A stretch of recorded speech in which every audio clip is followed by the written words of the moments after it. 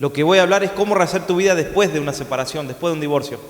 O sea que es irremediable el volver por un montón de cuestiones. En la palabra de Dios vemos que por causa de fornicación o por abandono, en el Antiguo Testamento les daban carta de divorcio.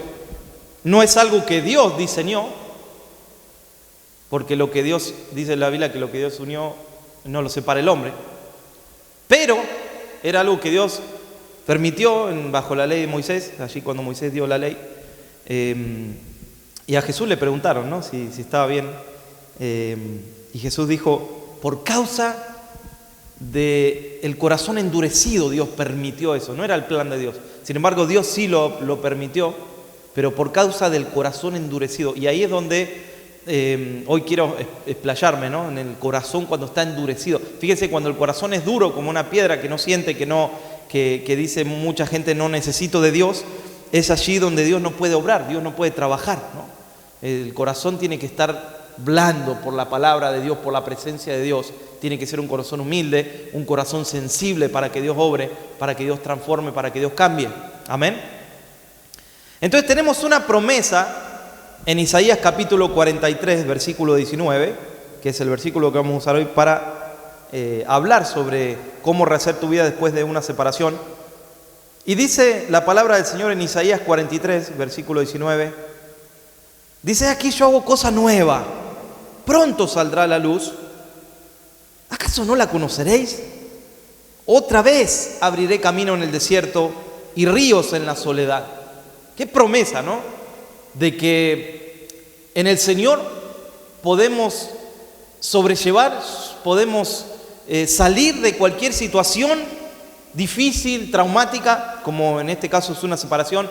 Está visto después de la muerte de un familiar, lo segundo peor que le puede pasar a una persona desde el punto de vista de lo traumático que es, por supuesto, de lo difícil que es una separación.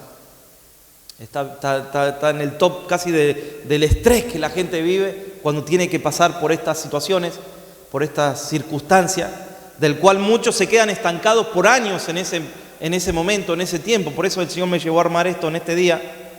Y fíjate que yo leía en esta semana un libro sobre una persona que hablaba sobre cómo cazan los búfalos aquí en Estados Unidos.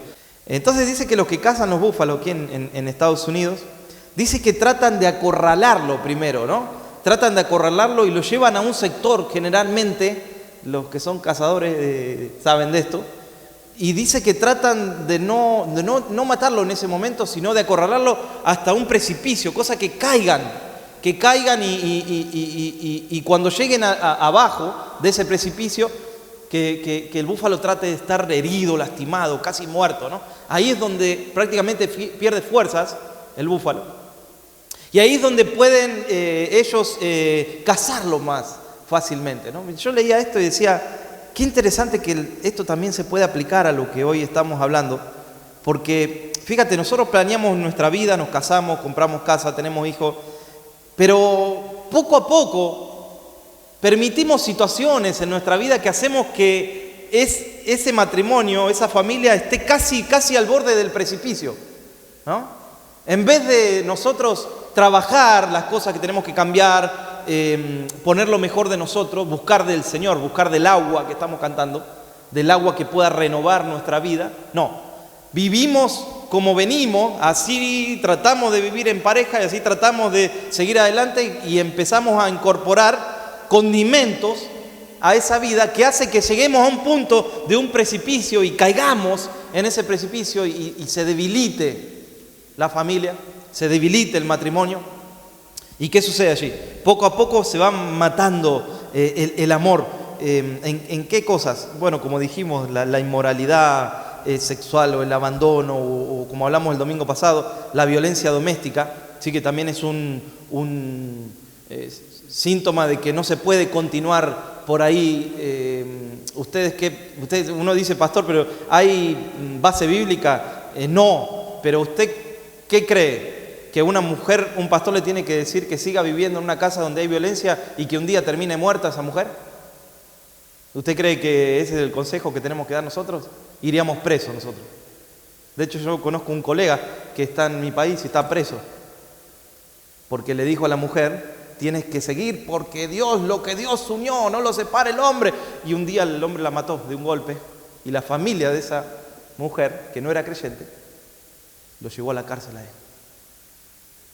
Entonces tenemos que usar sentido común muchas veces, ¿no? No solamente imponer algo del cual quizás nosotros lo que aconsejamos no lo haríamos. ¿Por qué tenemos que imponer algo que nosotros no haríamos? Ahora, tampoco es el sentido de decir, bueno, sí, es la solución rápida. No, sabemos que no es así, ¿no? Tenemos que usar la sabiduría del Señor. Amén. ¿Qué pasa entonces? ¿Qué situaciones, qué cosas se vive cuando se pasa por ese periodo de separación? Y claro, ahí resurgen esos sentimientos fuertes que van desde tiempos donde una persona está alegre o tiempos donde hay euforia, ¿no? Esa palabra, ¿vieron esa palabra euforia? Cuando uno está eufórico, ¿no? Y pasa esos tiempos de golpe la angustia, la soledad, la depresión, y vive tiempos de alegría, de golpes intensa y tiempos de depresión intensas. Entonces ahí hay como, yo diría esta palabra, una como bipolaridad en lo que uno siente. Entonces alguien que de golpe se para me dijo una vez: me siento libre ahora, ¿no? Me siento libre. Claro, se sentía libre de esas peleas, de esas discusiones, de esas situaciones difíciles que estaba viviendo. Pero esta es una libertad que dura lamentablemente poquito tiempo, ¿sí? Porque no es solamente me siento libre, ahora hago lo que quiero en mi vida, sino que eso desencadena en una profunda soledad que las personas empiezan a experimentar. Las experiencias que uno puede tener son muy variadas, desde la pérdida del sentido de la vida, de propósitos, una sensación así como de vacío interior. La persona se siente como vulnerable ante cualquier situación, se estresa, ante cualquier situación llora, ante cualquier situación no puede enfrentar la vida, siente una tristeza, un vacío. Esos son sentimientos normales que puede pasar. Y fíjate que, claro, cuando uno se casa, por supuesto, nunca piensa en esto, ¿no? Nadie que se casa piensa en separarse, porque justamente se está pensando en casar, en juntarse, en formar una familia. Muchos, como en nuestros países también se habla tan mal de los políticos, pero usted tiene que saber que los políticos no asumen un cargo para destruir el país. Lo asumen porque tienen un plan aman su país, bueno, no sé todos, pero la mayoría. Nada más que después hay situaciones que hacen, ¿no? Que no pueden controlar. Pues en el matrimonio igual nadie se casa para decir, bueno, me divorcio en un año o en 6 meses. No, uno trata de echarle ganas y de formar, ¿no?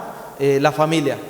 Y ahí hay como un desajuste, confusión, sentimientos de que no se encuentra la persona. Muchos dicen, yo no me hallo en esta situación.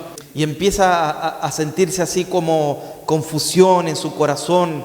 Empieza a recordar momentos vividos. Empieza a culparse, no decir las cosas que podía haber hecho, que no hice. No, empiezan a sentir un montón de situaciones interiores. Y mucha gente no sabe cómo salir de ese estado. Por eso estoy predicando hoy en este día eso, ¿no? Estoy enseñando esto, cómo salir de este estado, ¿no? De estancamiento. Muchos les cuesta concentrarse, están mirando un punto fijo, ¿no? Por ahí los hijos le dicen, mami o papi, ¿qué te sucede? Estás mirando siempre como un punto fijo. Es como que están en estado de shock la persona. De golpe le grita a los niños y de golpe los niños lo ven llorando. Pasa de un estado a otro. De golpe está llorando, tiene esa sensación de impotencia, de que ya no puede solucionar lo que se está perdiendo. Y aquí es donde uno tiene que aprender a controlar esas emociones, ¿Cómo hacerlo? Bueno, aquí les doy un consejo. Primer consejo. Te recomiendo hablar, sacar lo que sientes, compartirlo con los pastores o con un líder que tú tengas confianza, que sabes que no lo va a hablar, por supuesto, ¿no?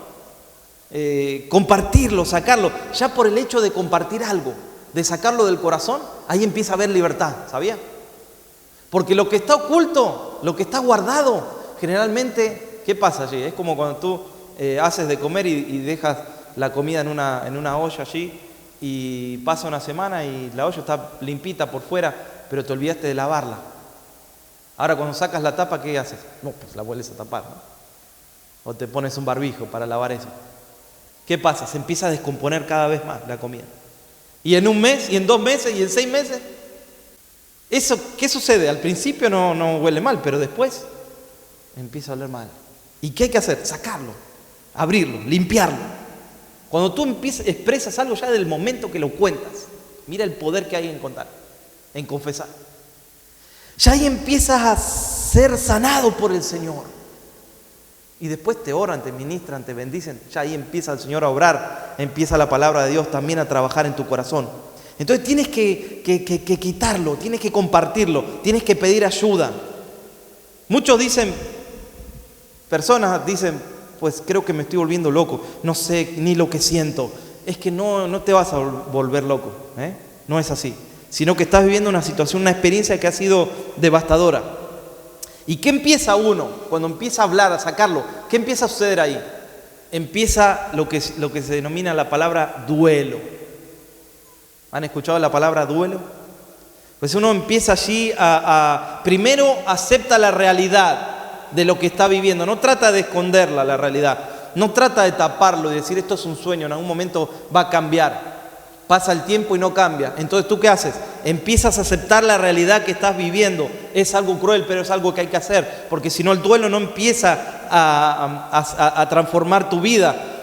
No podemos librarnos de algo que no aceptamos. Fíjate, yo estoy predicando todos los domingos y si tú dices, no, la verdad que de lo que todo predica el pastor, la verdad que a mí no me habla. Si eso pasa siempre hay un problema. La realidad es que me parece que te habla todos los domingos y no te das cuenta. ¿Qué pasa? No lo reconoces. Muchas veces nosotros como pastores derivamos a alguien a un doctor, a un psiquiatra o a un psicólogo para juntos, entre todos, poder trabajar cada uno en su área. Pero mucha gente dice, no, yo no voy a ir al psicólogo, yo no estoy loco. O yo no voy a tomar tal medicación, yo como el médico me dijo, no, eso es para los que son depresivos. Pero si te lo dio es por algo. Si te lo dio es por algo, porque lo necesitas. Pero si no lo reconoces, no lo vas a tomar. Si no lo reconoces, no vas a ir a donde te están derivando. Y si no lo reconoces, no hay posibilidad de un cambio. Pero cuando reconoce uno que tiene algo que trabajar, ahí es donde Dios puede empezar a obrar. Porque ahí es donde Dios empieza, amén, a quitar, a sacar, a restaurar. No tengas miedo de ir a Jesús. No tengas miedo porque Él es lo mejor que nos pudo haber pasado. Lo mejor que nos mandó el Padre. No tengamos miedo al Espíritu de Dios, al Espíritu Santo, porque Él es un caballero. Él sabe lo que hace, Él sabe cómo trabaja. Si tienes que abrirte, ábrete al Señor, que Él va a hacer algo poderoso en tu vida. Entonces no podemos librarnos de lo que no aceptamos. Es imprescindible reconocer que hay algo que no podemos ya tapar o remendar. Esto va a ayudar a adaptarse al nuevo tiempo, que tú tienes que reconocer cuando algo hay que es irremediablemente imposible. Estoy hablando de eso hoy, ¿no? Algo que es ya imposible de restaurar. Tienes que adaptarte a este nuevo tiempo que estás viviendo y te vas a adaptar mejor, vas a sufrir menos y te vas a adaptar mejor, más rápidamente, a encontrar el sentido de la vida, el propósito de Dios.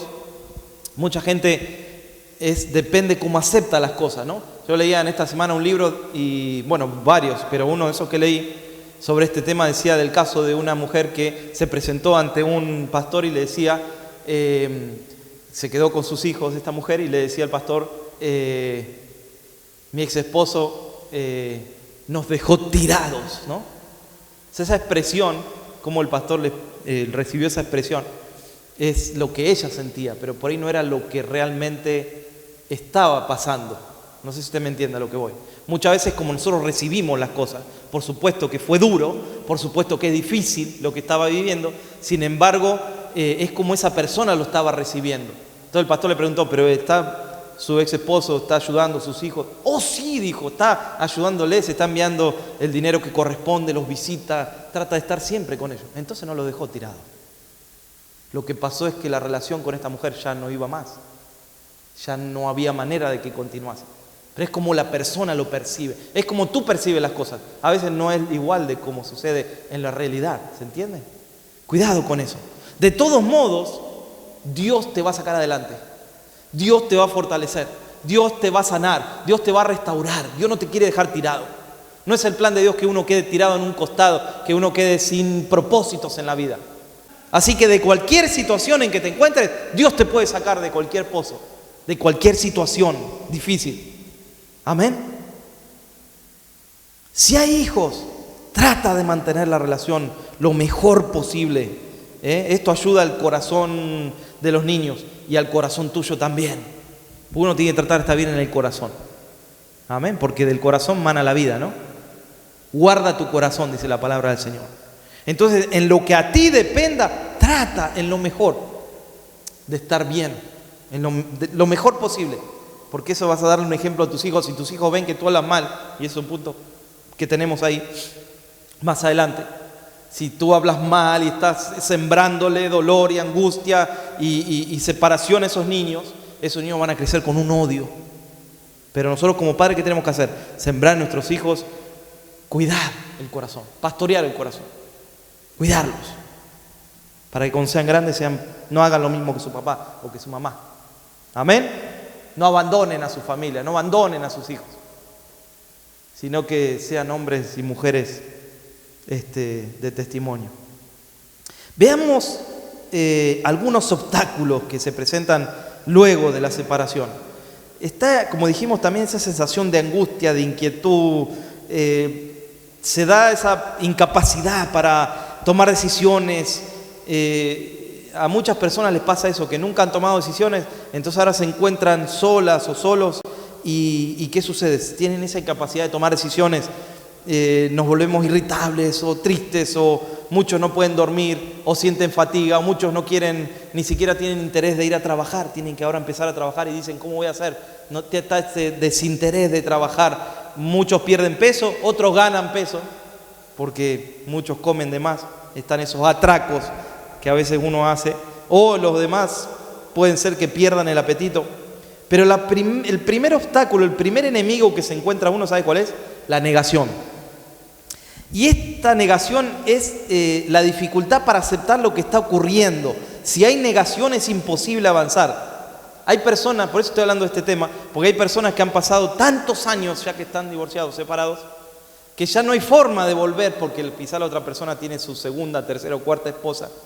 Es imposible, tiene hijos por todos lados quizás. Entonces, ¿qué sucede? Se quedó en esta negación, se quedó en este primer obstáculo. Niega que eso esté sucediendo y pasan 15, 20, 25, 30 años y todavía está negando y esperando que algo cambie. Y fíjate que la negación de una pérdida es un intento de ¿qué? De autoprotegernos a nosotros, ¿no? Contra ese dolor. Es como cuando alguien se fuga de algo o cuando alguien huye de una situación para no enfrentar la situación. Entonces, ¿qué pasa? No aceptamos lo que se ha perdido y nos mantenemos negándonos de lo que nos está sucediendo. Reprimimos, dicen los psicólogos. Esta es una reacción normal dentro de lo anormal que es, porque todo el mundo pasa por esto. Pero fíjate, no hay que negarlo, no hay que ocultarlo, no hay que taparlo, sino hay que trabajarlo. Hay que empezar a trabajarlo. Hay que empezar a solucionarlo en el corazón. ¿Cuándo, si no ahora que estoy predicando yo esto, no? O para los que nos están mirando por internet. ¿Cuándo es el tiempo? ¿Cuánto más vas a esperar? ¿Cuánto más vas a tapar lo que está pasando? ¿Cuánto tiempo más vas a vivir en esta pesadilla que una persona vive cuando niega las cosas? Alguien dijo, bueno, esto es como un sueño, en algún momento me voy a despertar de este sueño, ¿no? Y las cosas van a cambiar. No, no es un sueño.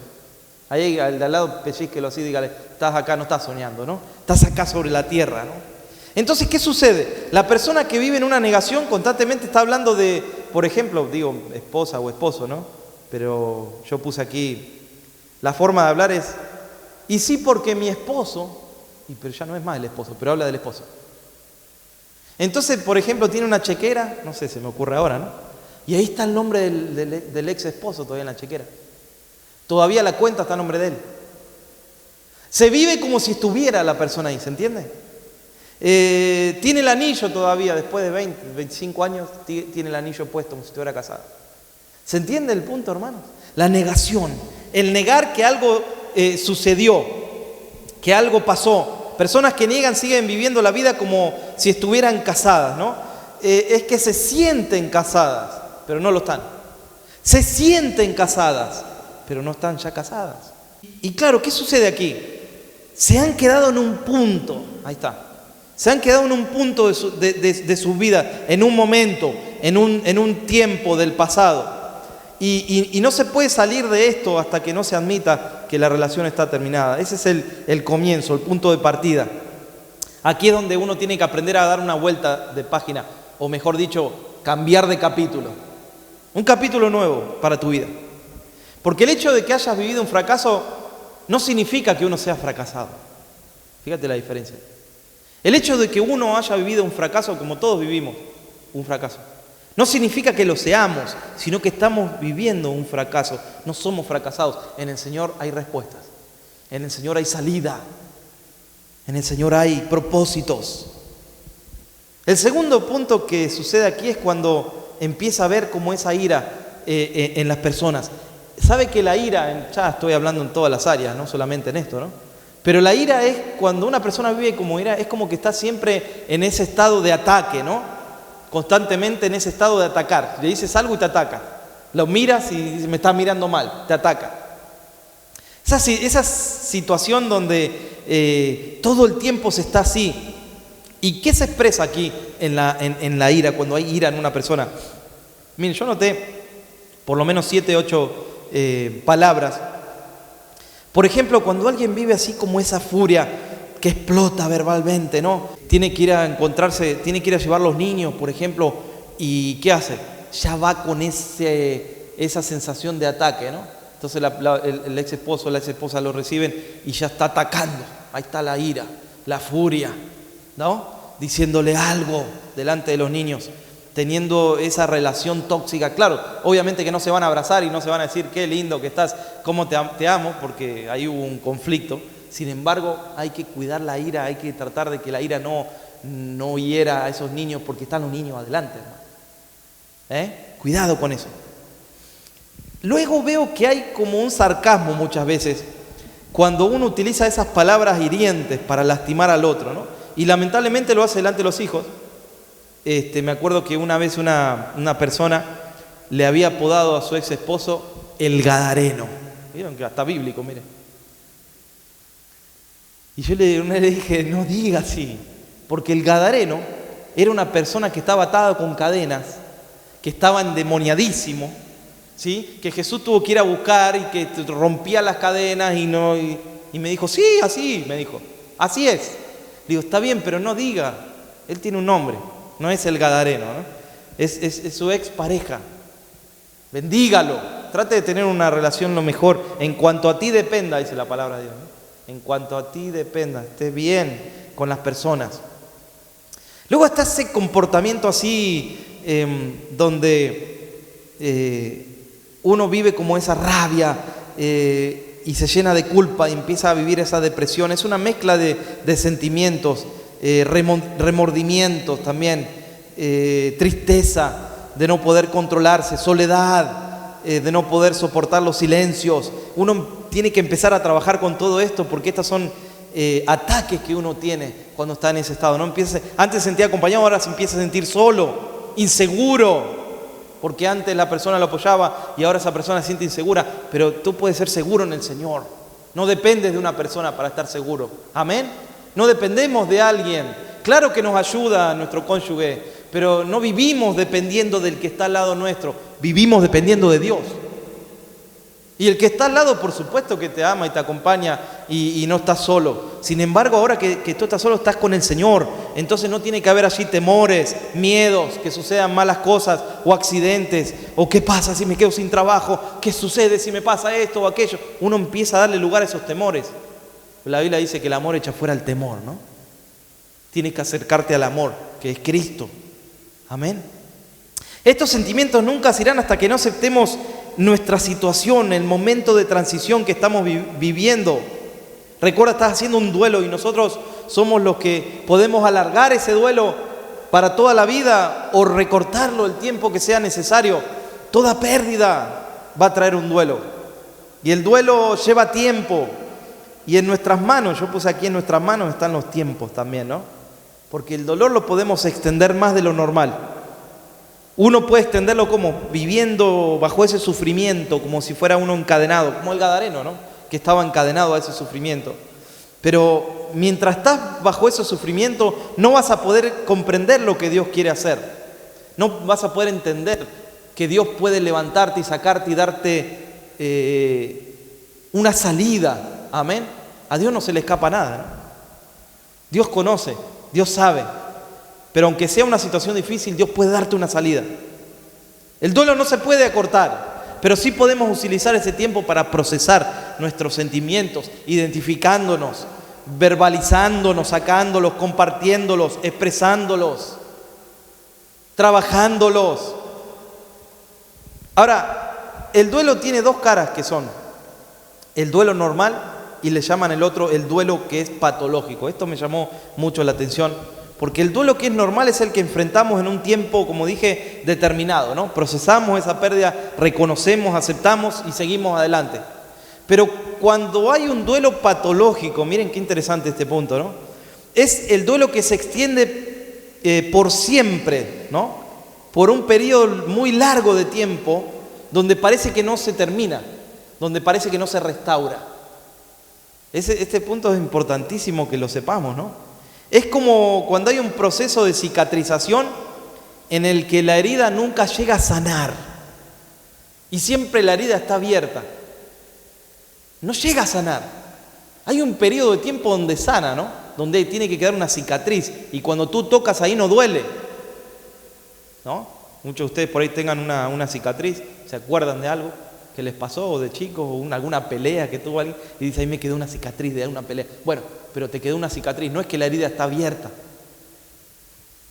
Entonces, esto se da cuando parece que el duelo nunca termina, estás atascado en un punto donde te has quedado y en esto o se avanza o se vuelve a comenzar. Entonces, constantemente pareciera que se avanza, pero pareciera que vuelves al punto de partida. Entonces, pasan los años ¿y qué sucede? La persona no se puede adaptar a la nueva vida. Pasan tantos años y la persona sigue estancada en esa situación. No puede salir, no puede pensar ya en los planes que el Señor tenga. Cuidado, cuidado, porque ahí empieza a trabajar como ese peso, esa culpa que muchas veces es así, ¿no? Tenemos culpa. Y la culpa hace también que nos detengamos, que nos culpemos, que nos detengamos en un momento de nuestra vida y nos culpamos, ¿no? Y nos hacemos cargo por ahí de algo que era de a dos, pero nos hacemos cargo nosotros, nos culpamos, nos detenemos, nos frenamos en esa culpa y no podemos avanzar. También la culpa hay que trabajarla y hacernos cargo de lo que hicimos mal. ¿Pero para qué? Para solucionarla, no para condenarnos. Dios no te viene a condenar. Dios no te viene a condenar. Dios viene a restaurarte, a amarte, a fortalecerte, a sacarte de esa situación. Pero depende de nosotros. Entonces, ¿qué pasa? Cuando uno está bajo la culpa, ¿qué dice? Y usa la palabra quizás, y yo debería haber hecho eso. Debería haber hecho eso. Tendría que haber hablado de esa manera y no hablé. O tendría que haber cambiado en el tiempo y ahora me encuentro que no cambié en ese momento y perdí a esa persona. Bueno, uno empieza a hablar de lo que tendría que haber hecho, pero ¿sabe qué? Eso es volver atrás. Volver a un lugar que posiblemente uno no pueda volver más. Dice tendría, debería. Y para ser libre definitivamente de una relación que se ha terminado, saben que aquí sí voy a entrar mucho en lo que dice la palabra del Señor. Algo que el Señor me dio esta semana. Quiero que preste mucha atención en lo que voy a hablar ahora. Porque para ser libre definitivamente de una relación que se ha terminado es necesario, primero, romper con toda ligadura espiritual, emocional y carnal. ¿Qué significa esto? Les va a parecer fuerte, ¿no?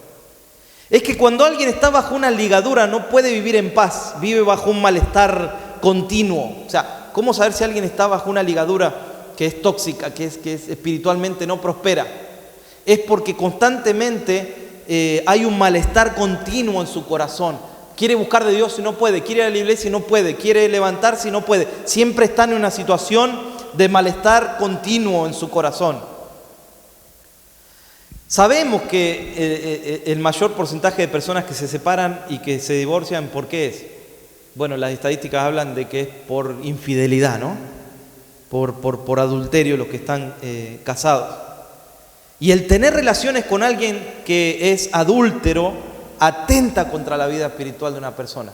Atenta lisa y llanamente. Ahora les voy a decir por qué, porque esto la palabra de Dios lo muestra, ¿no? ¿Saben que al tener relaciones con otra persona que no es la persona que uno eligió para vivir y para ser fiel? Porque la Biblia habla de que el hombre y la mujer dejarán a su padre y a su madre y se unirán, dice. ¿Y serán qué?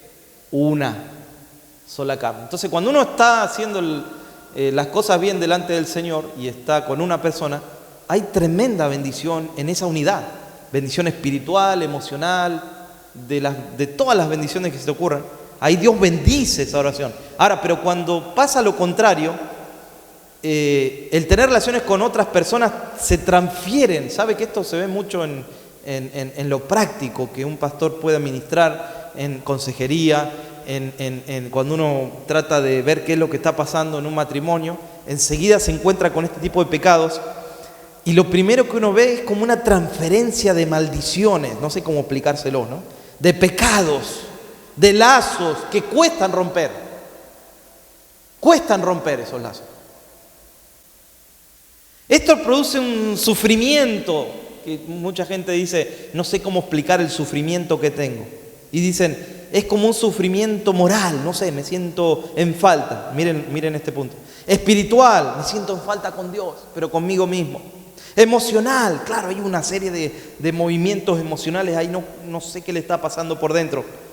Claro, no es algo visible, pero ¿qué produce? Oscuridad interior, oscuridad, la persona empieza a caer en otras cosas, empieza el corazón a endurecerse, a alejarse de las cosas de Dios.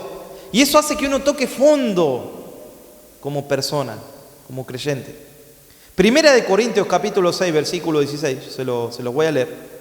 Dice, ¿o no sabéis que el que se une con una mujer, con una ramera, aquí dice, o con otra mujer, es un cuerpo con ella? Porque dice, los dos serán una sola carne. ¡Wow! Ahora, esa mujer, por ahí estuvo con cientos de hombres, de los cuales fue uno también con esos hombres, que después es uno con la persona. Y claro, ¿cómo va a haber prosperidad allí? ¿Cómo va a haber sanidad en el interior del corazón? ¿Cómo va a haber bendición? Ahí hay oscuridad. Ahí no hay prosperidad. Ahí hubo una fusión, por así decir esa palabra, una ligadura que habla la palabra del Señor, a nivel espiritual, emocional y carnal. Porque se hizo con otra mujer de la cual el hombre no había elegido, o viceversa. Se hizo con otra persona, no con la que uno eligió para ser de bendición con esa mujer. Y así sucede con todas las relaciones sexuales que una persona quizás haya tenido fuera del matrimonio. ¿Y qué sucede? Aquí viene lo más difícil, pero que tiene solución. Esto afecta directamente el alma, pero no por un periodo de tiempo. Esto afecta el alma posiblemente por el resto de su vida, si no lo confiesa delante de Dios, si no se arrepiente delante de Dios, si no rompe con esas ligaduras delante del Señor, si no está cuenta con Dios, si no pide perdón al Señor, si no deja que Dios lo limpie, lo libere y cambie esa conducta malísima que ha adoptado. Por tanto, dejará el hombre a su padre, ahí está Génesis 2:24, y se unirá a su mujer. Claro que hay bendición en las áreas cuando somos una sola persona con las personas que amamos. Hay bendición, hay paz, hay amor, hay mucha bendición. Pero claro que hay lo contrario cuando no está eso. Porque cuando no es así, ¿qué hay? Desobediencia, falta de temor de Dios, indiferencia espiritual, contaminación en todas las áreas de nuestra vida. Hay transferencia de un montón de situaciones, de cosas que se transfieren ahí, hasta enfermedades. Entonces, personas viven, ¿qué? ¿Cómo? Bajo esa ruina, yo diría, aunque tengan dinero, viven bajo esa ruina, pierden el rumbo, malestares, discusiones, divisiones que empiezan a ver en la casa. Mire, entra toda una catarata de cosas que ahí no saben cómo solucionar. Las cosas no salen, hay pérdidas, hay estancamiento, sufrimiento, tormento emocional, falta de paz, opresión. Mucha gente siente opresión en su pecho y no sabe qué es, va a hacerse el chequeo y no sale nada, gracias a Dios que no sale nada, ¿no? Pero hay una presión espiritual, violencia que se desata allí, culpa y cuántas cosas. Me quedé corto con todo lo que escribí hoy, de los cuales se sale cuando tú le pides perdón a Dios, porque sí hay salida en el Señor. He conocido cientos de matrimonios que fueron restaurados antes de tomar esa decisión. Y he conocido personas que han tomado esta decisión que les estoy hablando hoy, y Dios los ha bendecido, Dios los ha levantado. Mucha gente dice, no, el único plan que tiene Dios es el plan A, ¿no? Y después no hay ningún plan. Yo te diría, ¿sabes qué te digo? Hay plan B, C, D, hasta la Z hay plan. Si no, no hubiera venido nuestro Señor, ¿no? Después de todo lo que sabía que iba a padecer nuestro Señor Jesucristo, no le hubiera mandado el Padre, ¿no? Pero lo hermoso es que amó tanto al mundo el Señor, y esto a los religiosos no les gusta, ¿eh? Dice, de tal manera amó Dios al mundo. No amó a los fariseos, a los saduceos, al mundo amó, que envió a su Hijo. Por eso Dios ama al separado, al divorciado, pero no ama el divorcio. Pero nos ama a nosotros. Sabe que somos humanos y que perecemos sin Él. Pero nos ama y nos quiere restaurar el Señor. Nos quiere levantar. Jesús dijo, ¿no?, que Dios les dio la oportunidad al pueblo de Israel de que den carta de divorcio, pero así no fue, dice al principio. Cuando creó al hombre y a la mujer, no fue así, dijo Jesús, ¿no? Sin embargo, nos conoce y sabe que somos humanos y perecemos sin Él. Déjame terminar con unos consejos más cuando tenemos hijos. Esto también el Señor me habló para concluir en este día.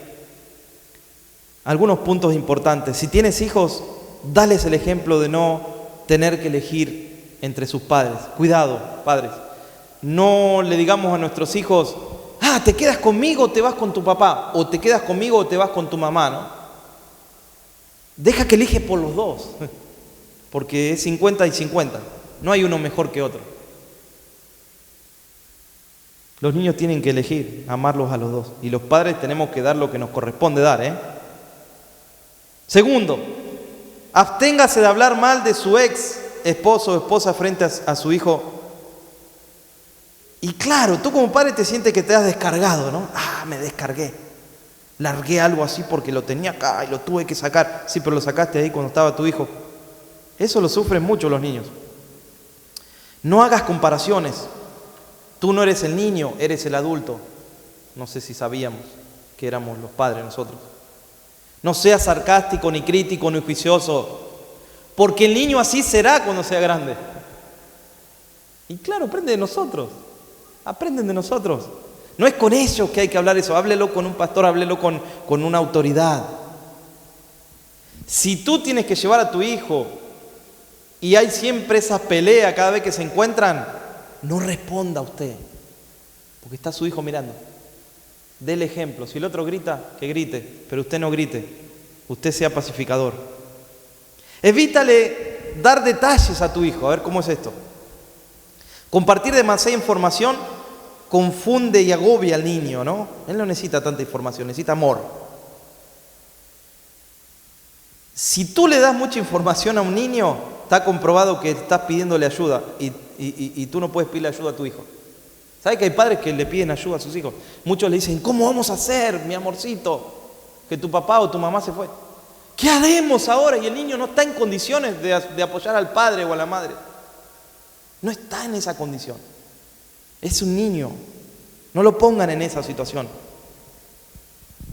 Algunos dicen, tu papá no nos pasó el dinero este mes. O tu mamá no nos pasó el dinero este mes. Él no tiene por qué saber. Sean sabios. ¿Sabes lo que tiene que decir alguien sabio? Le tiene que decir a su hijo, ¿sabes qué, niño o niña? Tenemos que ser más sabios para administrar el dinero. Eso hay que decir. No le estás diciendo que no te dio, o que te dio, o que no te dio. Le estás diciendo, seamos sabios en administrar, porque hay poco. Evita a tus hijos darle esos detalles, ¿no? ¿Qué es lo que ha creado esa separación? Evita eso, porque ellos tienen sus propias dificultades con qué lidiar. Cuando te desahogues, preocúpate de que no haya ninguno de ellos delante de escuchando, ¿no? Miren, cuarto, no hagas de tu hijo el mensajero entre los dos papás. Porque este sí es el mensajero, alguno. Entonces, ¿qué pasa? El niño o la niña son los mensajeros. ¿Qué le dice la mamá? Andá a decirle a tu papá que este mes que no me haga como el mes pasado, ¿no? Entonces el niño no es el mensajero, no está preparado para hacerlo, hermano. No debería ser el cartero. Y después el padre dice, sí que tu mamá te dijo eso. Bueno, ahora ve y dile a tu mamá que bla, bla, bla.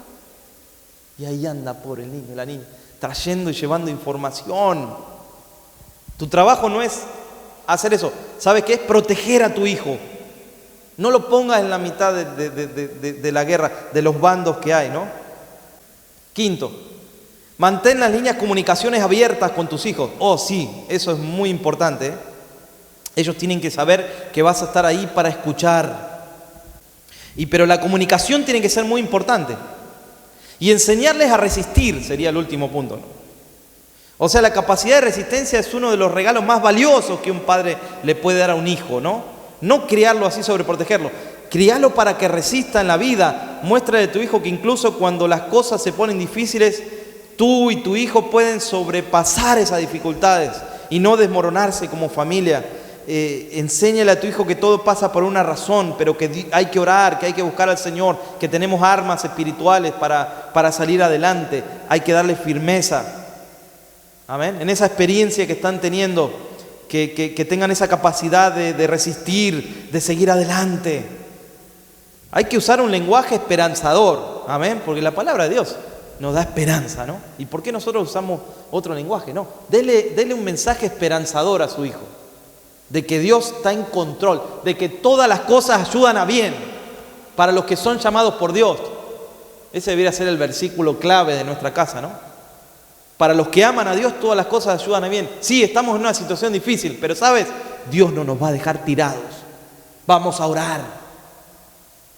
Miren, la semana pasada nosotros, una persona sintió de donarnos algunas cosas.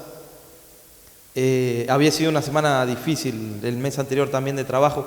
Siempre que podemos ayudamos a alguien que no tiene, pero también a veces no alcanza. Entonces, qué interesante cómo Dios levanta, ¿no? Porque aún las cosas que nos compró, los detalles, cómo sabía esa persona lo que nos gustaba y lo que no nos gustaba, todo lo que nos regaló es las cosas que nosotros teníamos que ir a comprar. Y yo digo, gloria a Dios, porque es el Señor el que está, hermanos. Ese Dios no va a dejar tirados nunca. No nos va. Podemos pasar por situaciones difíciles, pero ¿saben qué? La oración, el clamor, nunca va a faltar. Que se acorte el brazo no va a faltar tampoco. Tienes que dar aunque no tengas, porque no se va a cortar. Ayuda a alguien, ¿no?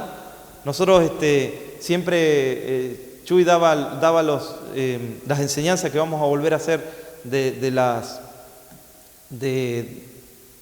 ofrendas. Vamos a volver con eso, a hacerlo, a enseñar. No porque estemos obligados a dar, pero a veces, ¿sabe lo que pasa? Somos tan buenos dándole a las personas, pero no a Dios. Y entonces, ¿qué sucede? Dios está primero. Y si Dios está primero, Dios te va a dar para bendecir a otros. No te preocupes. Uno primero le tiene que dar a Dios. Y no importa la cantidad, importa la calidad. Y después, si sobra, que va a sobrar, seguro que va a sobrar, ¿eh? Siempre sobra cuando uno da para Dios. Ahí tú puedes ayudar a quien quieras. Pero no desobedezcan al Señor, hermano. Se lo digo de amor, con amor. Se lo digo de corazón, ¿no? Porque eso también trae maldición a la economía de la iglesia. Y no queremos una iglesia maldecida, ¿no? Queremos una iglesia bendecida por Dios. Donde uno lo que da de corazón con amor. No importa la cantidad, dije, importa la calidad, pero la calidad que le doy a Dios, para que la obra crezca, para que se pague todo lo que hay que pagar aquí, que haya bendición y que no falte dinero y pan en la casa de Dios. Amén. Sé que estamos comprometidos a esto. Vamos a terminar en este día. ¿Qué sigue después de esto? Sigue sanar nuestras heridas, tomar un tiempo para que el Señor nos restaure. Dice la Biblia, vengan a mí todos los que están trabajados y cansados y yo los haré descansar, dijo el Señor.